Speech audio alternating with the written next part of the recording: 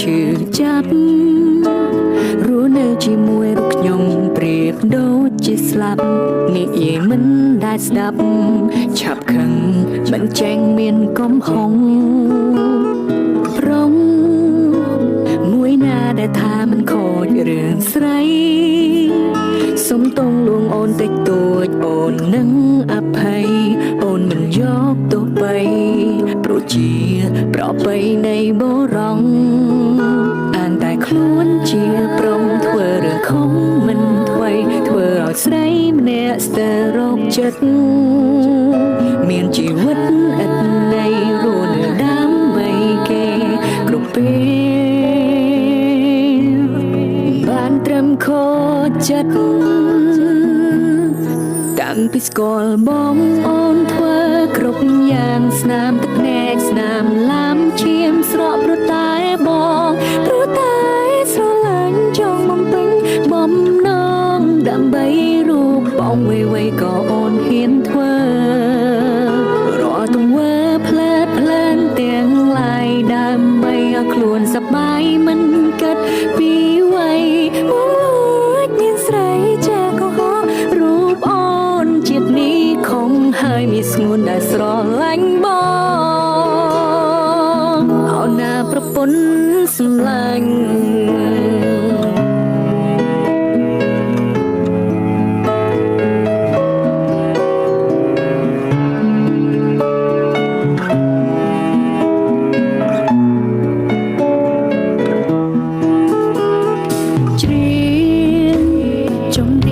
ជូនព្រះនាងកំសត់មនុស្សម្នាក់ពាក់លីដើម្បីរូបខ្ញុំគ្រប់សពនាងថានាងស្ទើរឡប់ចង់ចប់ចង់ស្អប់ខ្ញុំមិនបានអាងតែខ្លួនជាប្រុងធ្វើរឿងខំមិនថ្មីធ្វើឲ្យស្រីម្នាក់ស្ទើររោគចិត្តមានជីវិតឥតន័យរស់នៅដើម្បីគេគ្រប់ពេលបានត្រឹមខូចចិត្តតាំងពីស្គាល់បងអូនធ្វើគ្រប់យ៉ាងស្នាមទឹកភ្នែកស្នាមឡាំឈាមស្រក់ព្រោះតែបងព្រោះតែស្រឡាញ់ចង់បំពេញបំណងដើម្បីរូបបងវ័យក៏អូនហ៊ានធ្វើ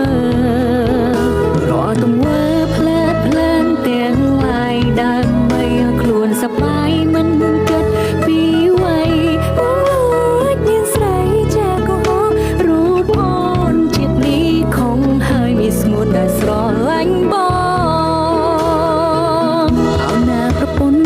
សម្ដីរឿងកន្លងដែលបងធ្វើមិនអសុំអង្វរវិញបានទេជីវ៉ា